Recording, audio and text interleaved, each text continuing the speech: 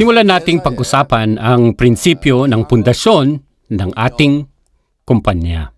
Nung sinimulan ko ang kumpanyang ito, ang unang bagay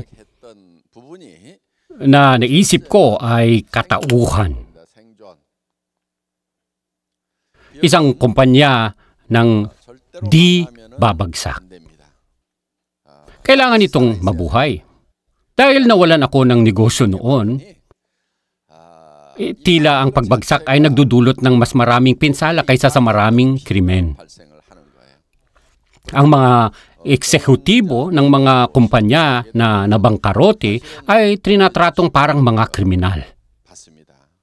Kung kaya't napagtanto ko na ang kumpanya ay di dapat ganito. Ngayon, kung ayaw niyong bumagsak, kailangan niyong malaman kung bakit nababangkarote ang isang kumpanya at pagkatapos ay naghahanda ng mga paraan para maiwasan itong mangyari.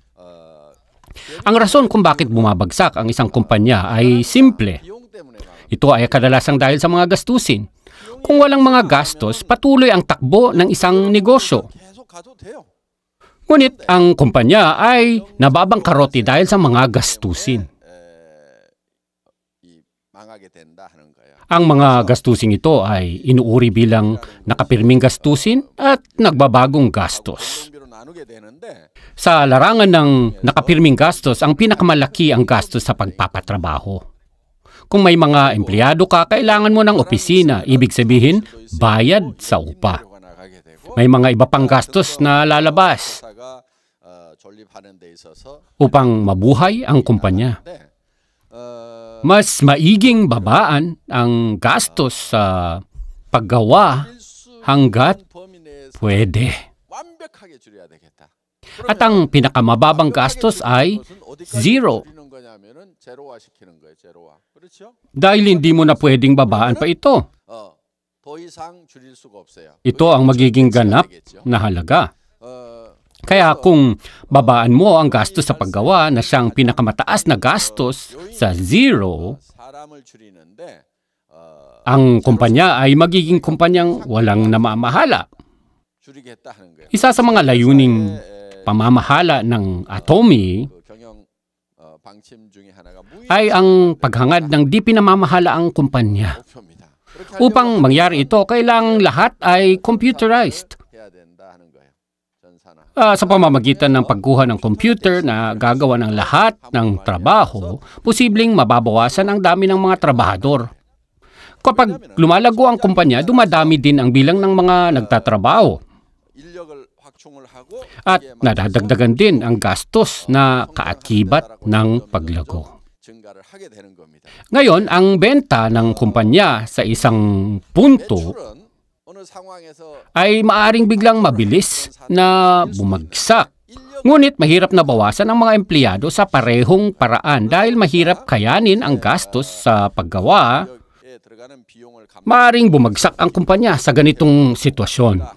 Kung gayon, ang layunin ng kumpanyang ito ay hindi bumagsak kailanman. Noong nagtatrabaho ako sa isang kumpanya, nagtayo ako ng mga pabrika at gumawa ng iba't ibang trabaho na naging matagumpay.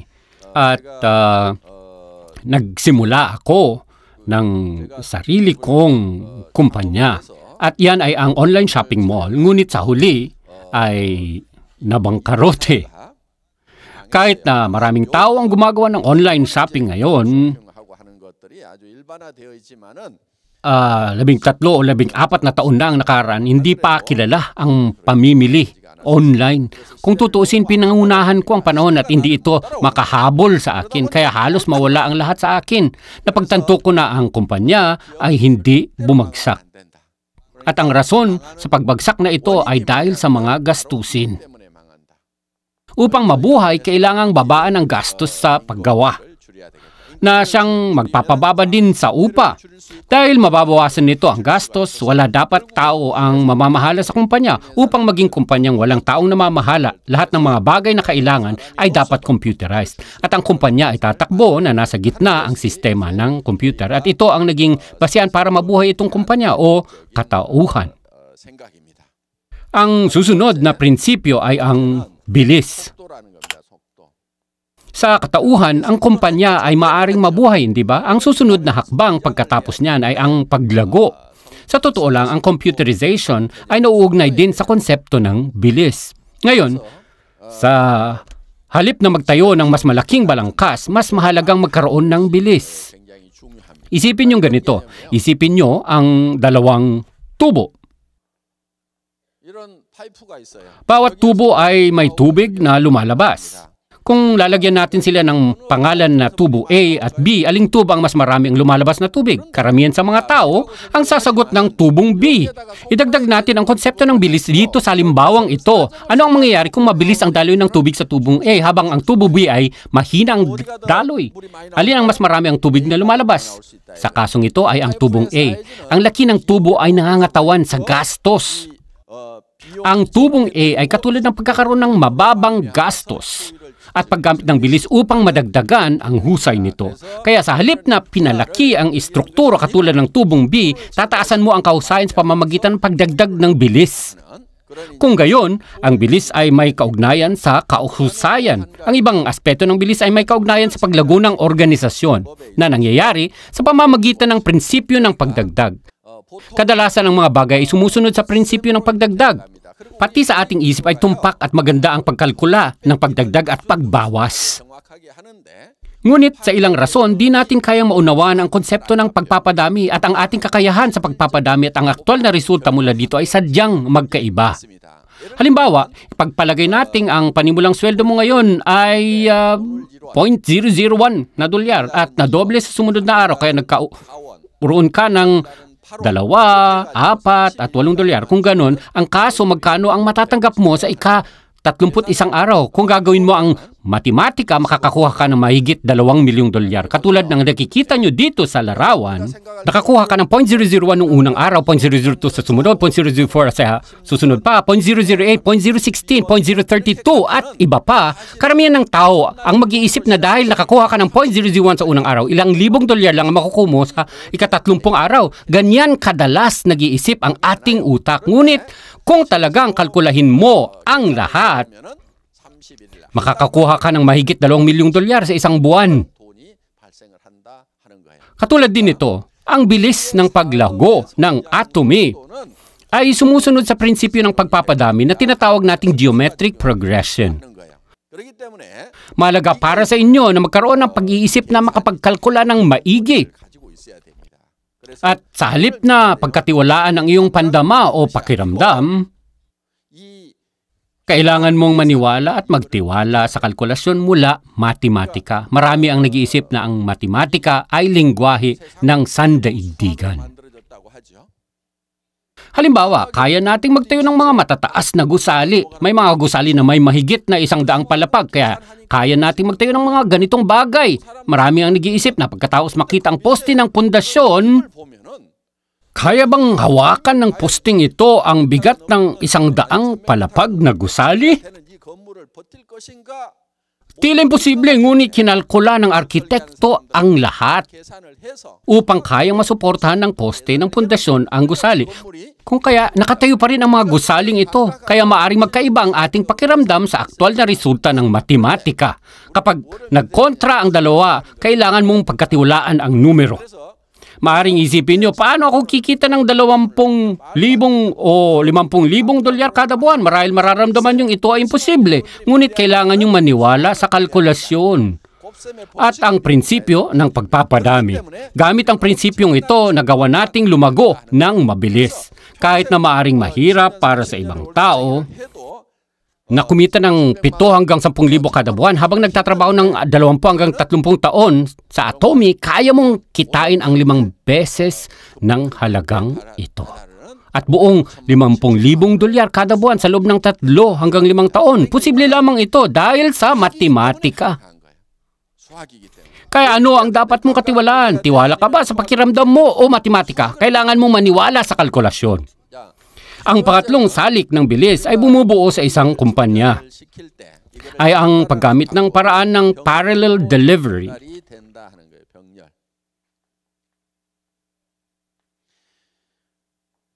Kung titingnan nyo kung paano lumalawak ang ibang kumpanya, ginawa ng mga kumpanyang ito sa pamamagitan ng direktang padala. Kung isipin, pagkatapos mong matutunan ng isang bagay, ituro mo ito sa iba. At ituturo din ng tao ito sa iba at sa iba pa. Sa pamaraang ito, ilang buwan ang gugugulin ng isang tao upang matutunan at mapagpatuloy pababa katulad nito. Ngunit sa Atomy, tinuturuan natin ang lahat ng magkakasabay. At ginagawa ito sa pamamagitan ng sistema ng seminar. Natututo kayo sa seminar na ito, tama? Kung gusto mong turuan ng iba, kailangan mong mag-aral ng 6 na buwan hanggang 1 taon. May mga taong hindi kayang gawin ito. Ngunit kung pupunta kayo sa isang seminar sa 1 buwan, nagugustuhan nyo ang natutunan nyo, maaari nyong sabihin ito sa iba na pumunta lang sa seminar dahil ikaw mismo ay natututo pa rin. Upang matutunan ng taong iyon habang nire-repaso mo ang iyong napag-aralan. Maaari mo silang dalhin sa susunod upang magkakasama kayong matuto. Kung kaya, sa pamamagitan ng sistema ng seminar, maaari kayong matuto sa parehong oras dahil sa impormasyon na pinapadala sa pamamagitan ng parallel na sistema. Merong sistemang magsahimpapawid. Para sa mga taong malayo o sa mga nangangailangan ng repaso, epektibo ang sistemang pagsasahimpapawid. Kaya sa halip na ikaw ang nagpapaliwanag ng lahat, nagagamit mo itong sistema ng pagsasahimpapawid. Sa sistemang ito, meron din tayong popular na video o VOD na matatagpuan nila sa website. Ang mga VOD na ito ay maaaring i-download diretso sa inyong smartphone, kaya maaari mong ipakita ito sa iba. May mga iba't ibang magagandang laman. Ang mga produkto natin ay maganda at ang presyo ay mababa. Ang filosofiya ng pamamahala at pag-iisip ng kumpanya ay tiyak din.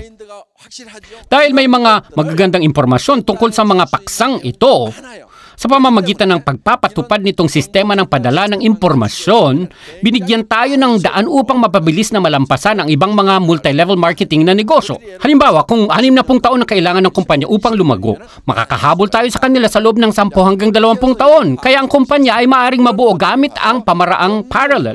Katulad ng sistemang pagpapahimpapawid, ang sistemang seminar, sa ganitong paraan tumataas ang bilis. Hindi nagawa ang kumpanya para bumagsak at nagawa nating palaguin ito. Pagkatapos niyan, kailangan mong ipamahagi ang nilikhang halaga. Ibig sabihin, ang pangatlong prinsipyo ay balanse. Kapag ipinamamahagi mo ang nilikhang halaga, kailangang ibahagi sa balanseng paraan. Kaya bakit kailangang balanse ang pagpamamahagi? Dahil ang mga mapagkukunan at mga kalakal na meron tayo ay laging may hangganan at limitado. Kaya upang mahusay ang pagpapamahagi ng mga kalakal na ito, mahusay na ibahagi ito sa balanse at parang ganitong paraan. At parang ganito, ito ay tinatawag na batas ng libig at ginagamit ang bariles ng libig.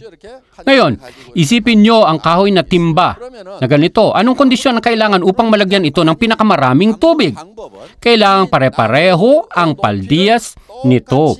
At kailangang mahaba ang bawat piraso ng kahoy. Kung ganito kahaba ang isang piraso ng kahoy at ang iba ay ganito kaikli, malalagyan ba ng tubig ang mahaba o maikling piraso? Malalagyan mo hanggang sa maikling piraso ng kahoy. Kung hindi balanse, nangyayari ito.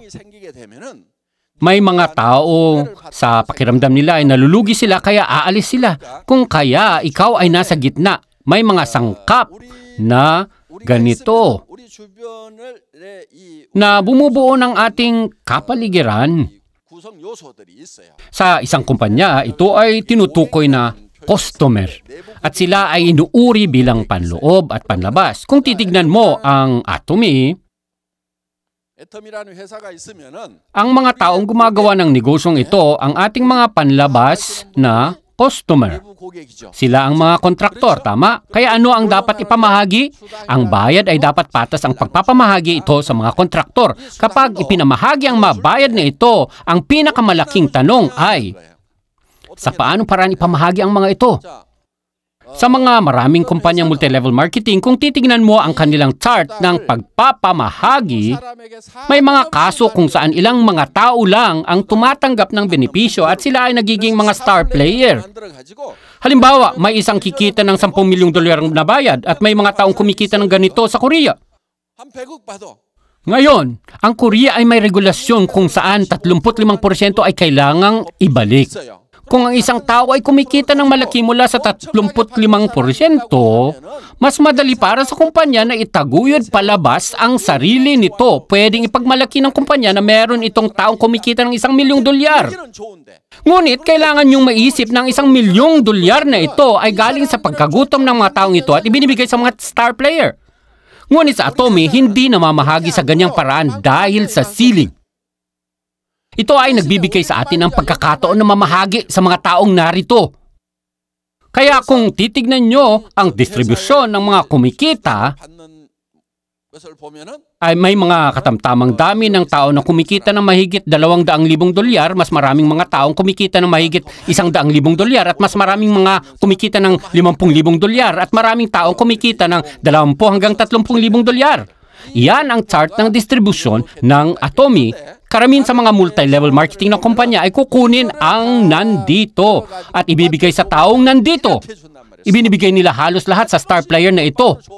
Pinapataas ang kumpiyansa ng taong ito at pinapalabas na siya'y kumita upang makakuha sila ng iba na sumali. Sa Atomy sinasabi natin na alam kong kayong mga superstar ay talentado.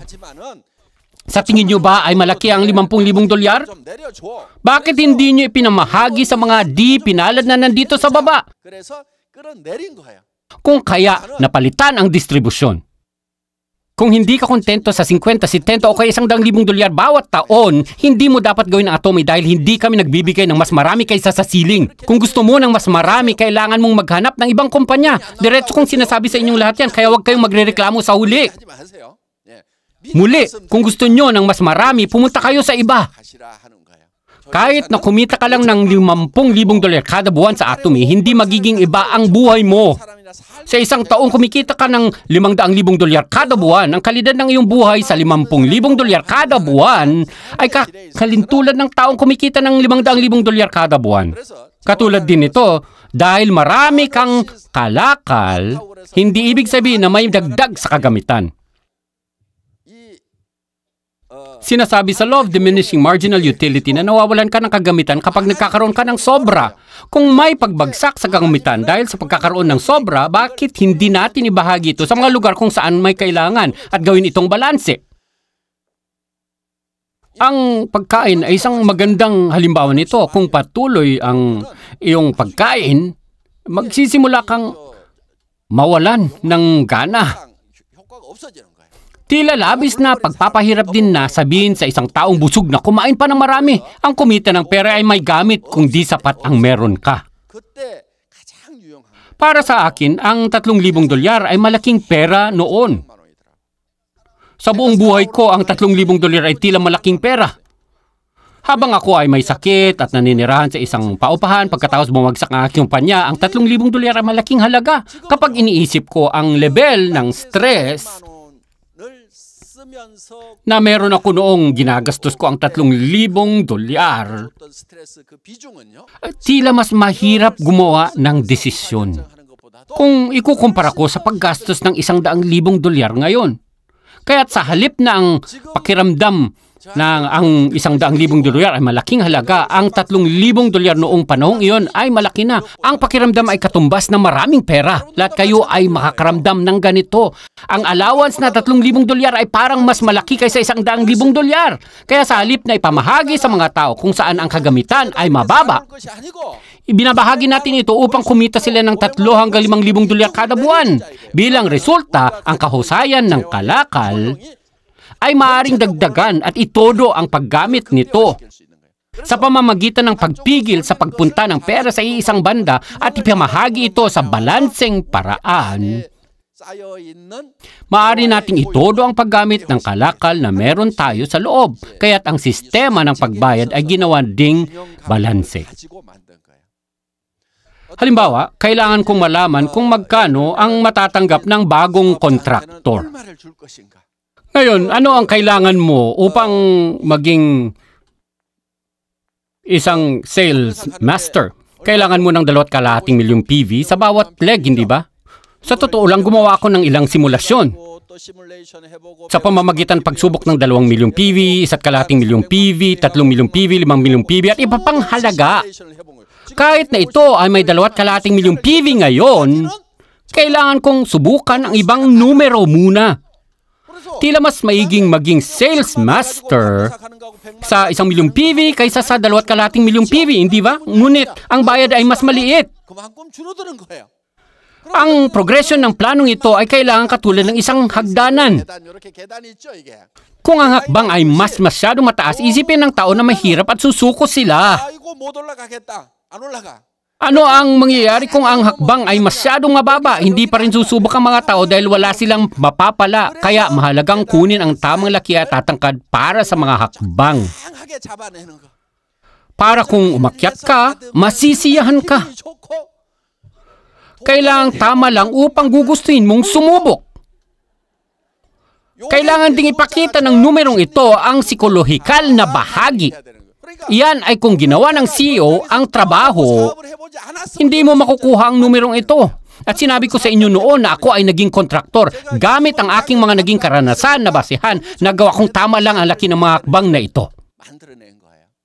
At yan ang paraan kung paano makuha ang kailangang balanse upang makuha ng bawat isa ang kanilang parte sa distribusyon. Kahit na ang kontraktor ay nakakatanggap ng balansing bayad, mahalaga kung paano ito ginagawa sa taas, sa gitna at sa ibaba. Kung sobrang nakukuha ng nasa ibaba kumpara sa nasa itaas, walang gagawa nito. Kung mas marami ang natatanggap ng nasa taas kaysa sa nasa ibaba, magiging mas mahirap para sa mga nasa ibaba, kaya susuko sila bago makarating sa itaas. Kapag isinaalang-alang natin ang mga senaryong ito, nakakagawa ako ng naangkop na distribusyon. Sunod sa mga kontraktor, meron din tayong mga mamimili. Dahil kailangan din nilang makakuha ng balik. Halimbawa, ano ang mangyayari kung ginawa nating mababa ang presyo na wala tayong makukuhang bayad? Maganda ba ito? Hindi. Hindi natin pwedeng hayaang maging ganito, hindi ba? Lahat ng produkto na meron tayo ay bibilihin ng mga mamimili. Sa Atomy, ang presyo ay itinakda, kung saan magkikinabang pa rin ang mga mamimili. Kahit pagkatapos dagdagan ang retail margin para sa mga kontraktor, kahit na ang Atomy ay may 3,000 milyong miyembro, karamihan sa mga tao ay may mga mamimili, hindi mga kontraktor. Naging miyembro ang mga taong ito upang mabili ang produktong Mastige. At sila ang bumubuo ng halos 70 hanggang 80% ng mga miyembro. Ang mga mamimili ay nakakatanggap din ng naangkop na benepisyo, kung kaya nakakakuha sila ng parte sa distribusyon. Ang mga kontraktor ay nakakatanggap ng 35% ng benta bilang kabayaran. Ang mga mamimili ay nakakabili lamang ng magandang produkto na mababa ang presyo, kung kaya binabahagi din natin sa kanila ang kita. May mga katrabaho din tayong mga tagagawa. At kailangan din nating ibahagi ang kita sa kanila. Kung bumunot ang distributor ng espada at kinuha ang lahat mula sa mga gumagawa, hindi mabubuhay ang mga kumpanyang ito. Katulad nito, hindi mo rin pwedeng hayaan ang mga gumagawang ito ng di kailangang gastos sa presyo. Kaya hindi tayo pwedeng kumuha ng sobra mula sa mga gumagawa.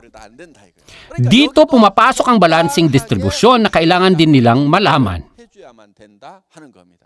Ngayon, kung nagamit na ang kalakal, ito'y nagdudulot ng pagganyak o motibasyon para sa iba't ibang karagdagang galaw. At kailangan nating mapabalik ito sa atin bilang katugunan na may dalang malaking tubo.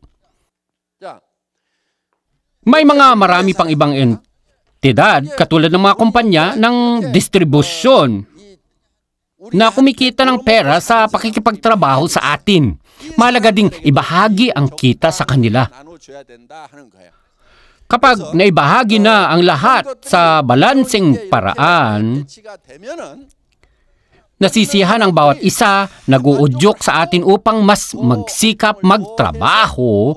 Bilang resulta, nakakagawa tayo ng karagdagang halaga na pwedeng muling gamitin. Kapag pinag-uusapan natin ang tungkol sa balanse, ang aktibidad pang-ekonomiya ay lumilikha ng karagdagang halaga na naipapamahagi. Kung hinati natin ito sa dalawang pangunahing domain, at pagkatapos marating ang estado ng katauhan, ginagamit natin ang konsepto ng bilis upang buong lakas na lumilikha ng karagdagang halaga. At sa pamamagitan ng balansing distribusyon, pananatiling permanente ang kumpanya. Sa pamamagitan nito, mag-aapoy ang tilamsik ng pagganyak na bubuhay sa ating lakas upang makalikha ng karagdagang halaga. Kaya, walang nananatili dahil sobra ang kanilang natatanggap. O may mga taong umaalis dahil masyadong maliit ang kanilang natatanggap. Paano naman ang presidente na namamahala ng kumpanya? Dapat ba akong tumanggap ng parte sa distribusyon o hindi? Hindi dapat ako tumanggap. Kung gayon, ayaw kong gawin ito. Hindi kailangang malaki ang halaga. Ngunit kailangang sapat upang maging kawili-wili, hindi ba? Hindi dahil sinasabi ng mga tao na tama ang iyong paraan na kailangan mong gumastos ng walang hangganan. Ang perang iyan ay kailangang ipamahagi sa pangalawang pagkakataon. Halimbawa, imposible para sa mga may kapansanan na dumalo, hindi ba? Bagaman hindi pwedeng gumawa ng negosyo ang mga hindi pa nasa edad na 20, iba sa kanila ay kailangang sumuporta sa kanilang pamilya. May mga taong senior citizen na. Di kayang dumalo dahil sa kanilang edad. Isang hiwalay na sistema na distribusyon ay kailangan para sa mga taong ito na di kaya makibahagi sa sistemang ito. Ang atomy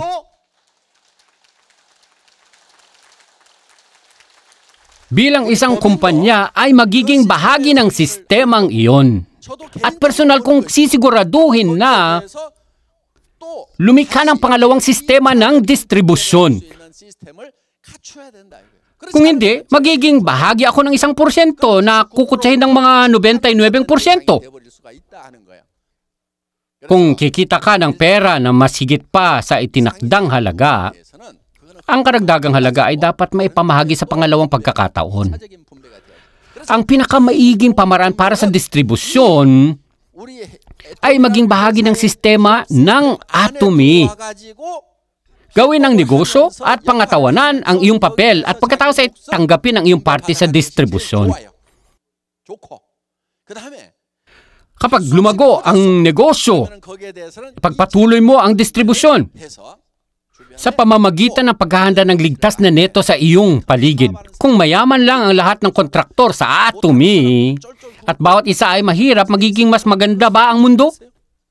Kung naging balanse ang distribusyon, kailangan niyong magbalik sa mga tao upang maitodo ang kahusayan. Lahat ay maaring lumago sa puntong iyon.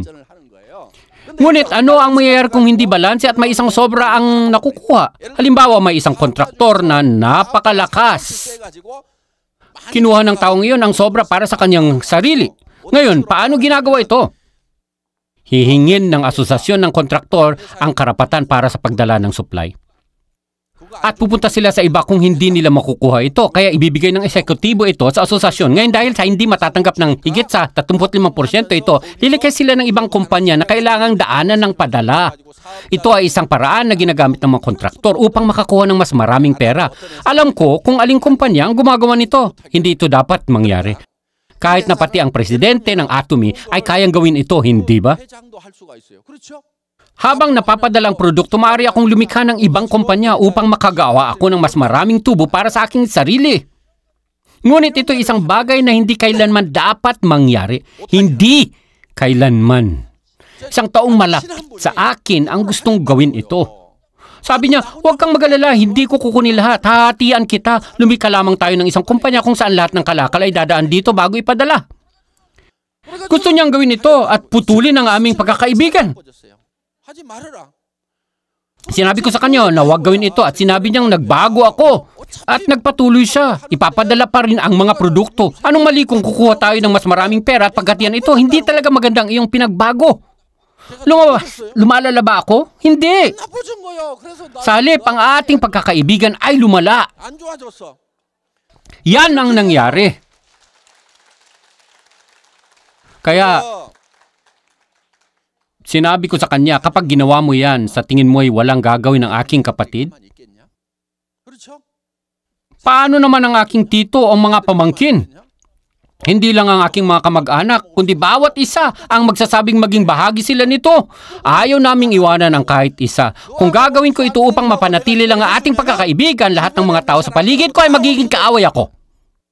Kung kaya, hindi mo dapat gawin ang mga bagay na katulad nito. May mga kontraktor na nakakuha ng bagong produkto upang makakuha lang ng kaunting kita gamit ito. Ngunit kung gagawin mo yan, pati ang mga bagay na dapat gumana hindi gagana. Kung gayon, ayoko maging parte nito at hindi ako pipili ng produkto na naging bahagi ng sistemang ito. Mga bagay na walang opisyal na papel o lumikha ng karagdagang halaga ay kailangang maayos na mapigilan at maiwasan bago ipamahagi sa balansing paraan.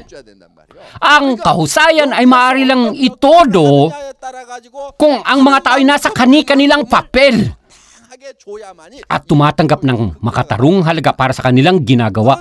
Sa puntong iyan, kailangan nating laging isipin ang tungkol sa balanse ng mga bagay at pamahalaan ang kumpanya sa ideyang iyan.